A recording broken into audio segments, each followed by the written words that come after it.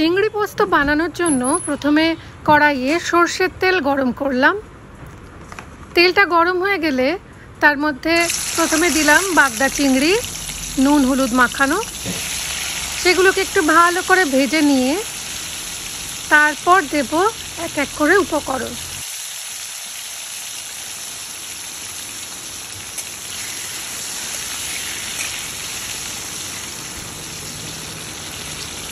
চিংড়িটা ভাজা হয়ে গেলে এর মধ্যে দেব বেশ হাত দিয়ে ভালো করে ম্যাশ করে নেওয়া একটা গোটা পেঁয়াজ কুচি,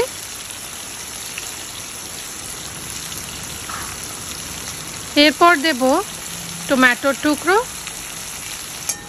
এগুলোকে একটু ভালো করে নাড়াচাড়া করে নেব। পেঁয়াজটা আপনি নাও দিতে পারেন, আমি কখনো পেঁয়াজ দিই কখনো দিই না, দুটোই ভালো লাগে। এইবার একটু এর মধ্যে দেব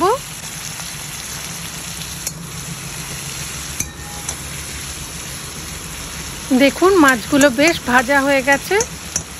এখন দিয়ে একটুখানি ঢাকা। যেহেতু নুন মাখানোই ছিল চিংড়িতে তাই জল বেরিয়ে এসছে, দেখুন মিনিট দুয়েক পরে এরকম জল বেরিয়ে আসবে। তারপর ভালো করে নাড়াচাড়া করে দেখব মাছটা টমেটোটা সেদ্ধ হয়েছে কিনা। টমেটোটা নরম হয়ে গেছে।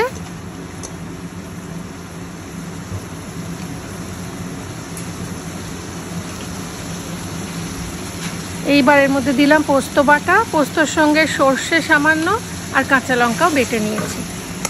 এবার ভালো করে মিক্স করে দিতে হবে আঁচ বাড়িয়ে।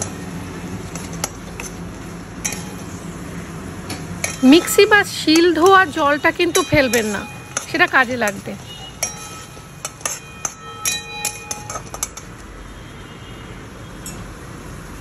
এইবার দেব একটু শুকনো লঙ্কার গুঁড়ো, একটু নুন আন্দাজ মতো, সামান্য হলুদ গুঁড়ো। হলুদটা অনেকে দেয় না, বাদ দিতে পারে।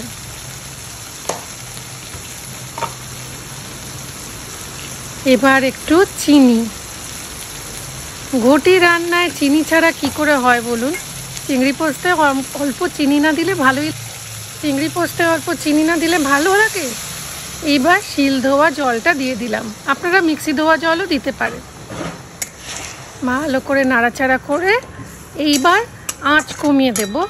আঁচ কমিয়ে একটু ঢাকা দিয়ে রাখবো, কিন্তু তার আগে একটা জিনিস অ্যাড করতে হবে, দ্যাট ইজ কাঁচা লঙ্কা। 3টে কাঁচা লঙ্কা দিলাম, আর দেব একটু কি মনে হয়, কাঁচা সর্ষের তেল। খুব সহজ রেসিপি, খুব চটপট হয়ে যায়। এবার ঢাকা দিয়ে মিনিট 5 অপেক্ষা করুন আঁচ কমিয়ে। এই দেখুন কি সুন্দর, মাছ থেকেও জল বেরিয়েছে যেটা, সেটাও মিশে গেছে। এবার আঁচ বাড়িয়ে এটাকে একটু ঘন করে নিতে হবে। কেউ যদি ঝোল ঝোল খেতে চান এরকমও রাখতে পারেন, তবে একটু মাখো মাখো হলে ভালো লাগে।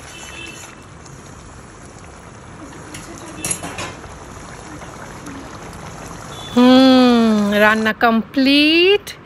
এইবার দেখুন, আমি এরকম মাখো মাখো একটা কনসিস্টেন্সিতেই সার্ভ করি, আর একটু ঝোল রেখে দিই, কারণ একটুখানি টেনে নেবে, চিংড়ি মাছ তো একটু ঝোল টেনেই নেবে, তো সেই জন্য একটুখানি গ্রেভি রেখে দিই। যখন ভাত দিয়ে মাখবেন তখন কিন্তু দেখবেন এতটা পাতলা নেই, আর একটু ঘন হয়ে গেছে।